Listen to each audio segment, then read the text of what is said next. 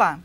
A recente criação do Dia Nacional de Libras, 24 de abril, marca anos de luta da comunidade surda.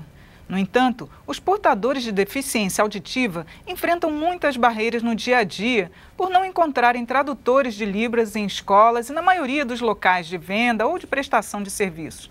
Para saber mais detalhes sobre as propostas que atendem a comunidade surda, vamos conversar com o deputado Carlos Gomes, do PRB do Rio Grande do Sul.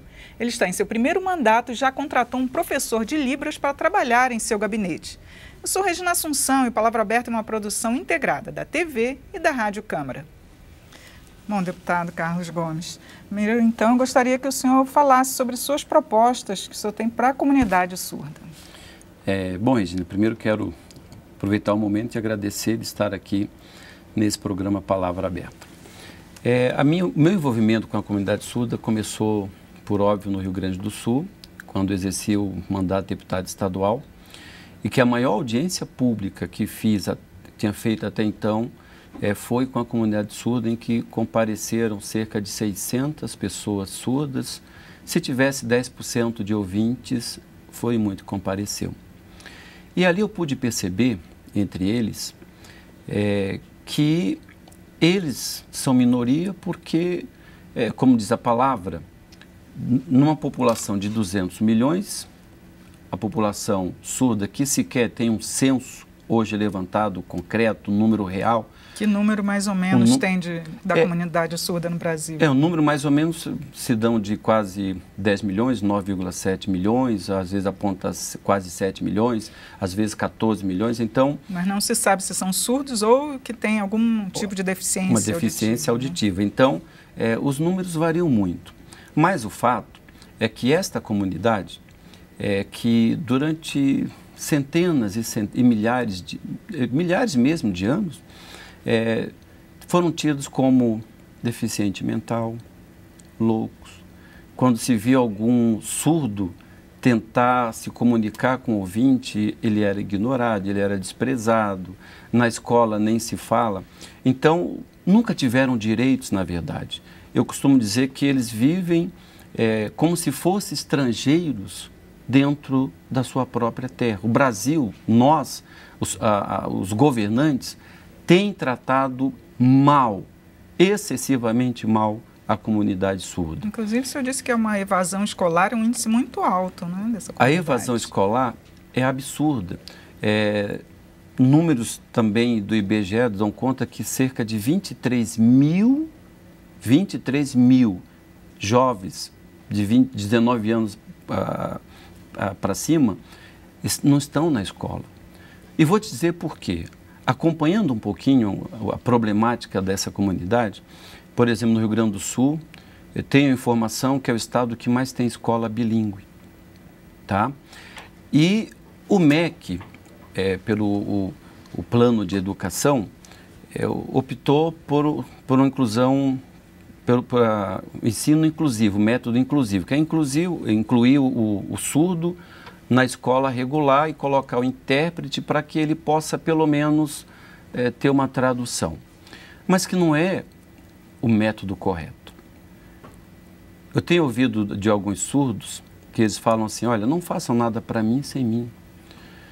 E o Brasil mexe nisso, fazer as coisas para os outros, sem os outros participarem disso. Porque as escolas não têm intérprete de Libras. Não existe esse profissional, tem que se formar profissional.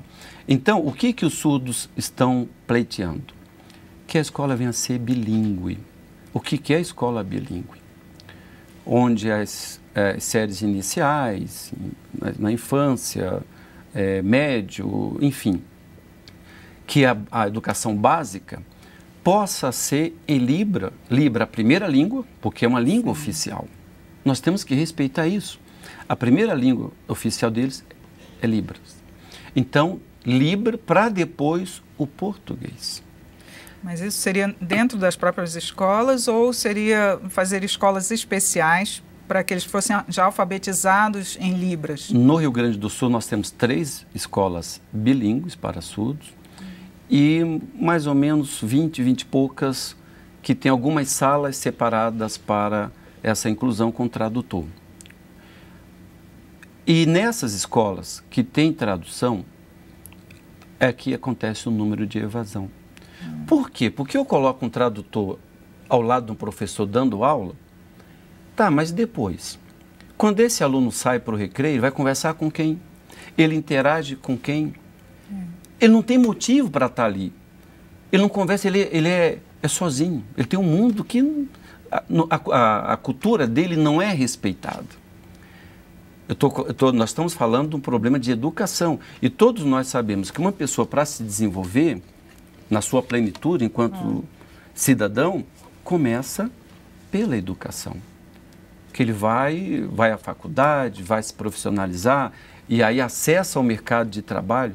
Veja que se nós não temos a porta de entrada, escola infantil, regular, até a faculdade, imagina como é que está a condição social dessas pessoas. Mas o senhor acha que tem condição de termos essas escolas regulares só para essa comunidade? Tem. Tem porque existe. E funciona bem. E as que eu fui visitar... Além do Rio Grande do Sul, existem outras experiências pelo Brasil? Olha, eu não tenho esse levantamento porque eu te falei, para o Sul não existe nada.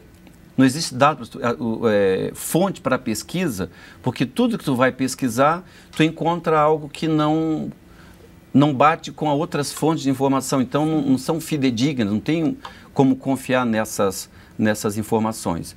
Mas, assim, o que nós sabemos que o Rio Grande do Sul ainda está adiantado nessa questão. Mas, mesmo assim, está havendo alguns fechamentos de escolas para surdos. Ou seja, ao invés de fortalecer, porque, na verdade, como tudo hoje é centralizado, a política, a administração no Brasil, os comandos têm que sair daqui de Brasília. Se não houver uma orientação dentro do plano de educação para que isso possa dar atenção a essa população, nós vamos estar cada vez mais patinando e não saindo do lugar. Tem algum projeto aqui na Câmara que atenda? Ou o senhor vai trazer alguma proposta nova? Olha, as demandas são várias. Eu entrei com um projeto lá no Rio Grande do Sul para que, dentro do Estado, por exemplo, fosse obrigado em todos os órgãos públicos ter lá um intérprete de Libras. Eu presenciei recentemente no órgão público, até da Polícia Federal, de um surdo que foi tirar o passaporte e foi tamanho constrangimento porque ele tentava explicar, a pessoa não entendia e ficava difícil. E é por isso que... Os serviços públicos, assim, acho que não existe, né? Então, um tradutor de Libras. Eu creio que uma das grandes demandas é essa, para que possamos tirá-los de casa, fazer ele participar da vida social, resolver esses problemas. Por exemplo, problema numa delegacia, como é fazer uma ocorrência no cartório. Eu fiquei recebendo, falei com a professora também, outra professora falou assim: deputado, nós estamos tendo vários problemas. Um casal de surdo que vai casar, como é que ele casa? Sem intérprete. Então, são N problemas. Mas a proposta aqui que nós queremos primeiro é essa. Parece que tramita aqui cerca de 85 matérias correlatas à questão do surdo, da população, comunidade surda, para a questão de intérprete dentro dessas repartições públicas, mas eu creio que a nossa grande luta vai ser na questão da educação. Faltam profissionais também, né? A UNB, a Universidade de Brasília, agora que formou uma turma, são cerca de 30 profissionais que começam agora, estudantes que começam agora em 2015, as universidades também não estão formando. Exatamente. Então, acho que o nosso maior desafio agora é convencer, fazer um trabalho de convencimento e buscar apoio desta Casa dos Deputados para que venhamos conversar com o ministro de Educação para que ele possa fazer um planejamento, um plano, fazer um levantamento, um censo, onde estão essa comunidade, como estão na escola, não estão, e também, paralelo a isso, já abrir cursos para formar bastante profissionais nesta área, porque nós sabemos que para atender políticas de inclusão, né, políticas públicas em geral, vamos ter que formar muitos profissionais, tanto para a sala de aula, como também para as repartições, para todas as formas, porque até agora nada foi feito no dia a dia.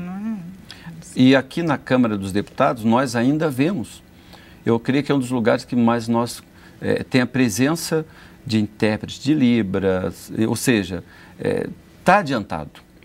E nós podemos reproduzir, fortalecer isso junto ao Ministério da Educação, porque sem educação ninguém vive. Nós precisamos dar dignidade a essas pessoas que estão isoladas dentro do seu próprio país. Tá certo, deputado Carlos Gomes, muito obrigado por seus esclarecimentos aqui sobre os problemas enfrentados pela comunidade surda. Eu agradeço a oportunidade, dizer que esse é um dos temas que nós vamos trabalhar.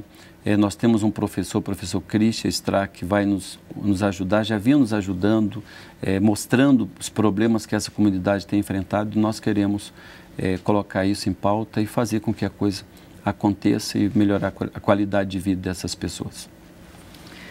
Você pode acessar o Palavra Aberta também pela internet. É no site câmara.leg.br/Palavra Aberta. Eu sou Regina Assunção, agradeço a sua audiência. Até a próxima.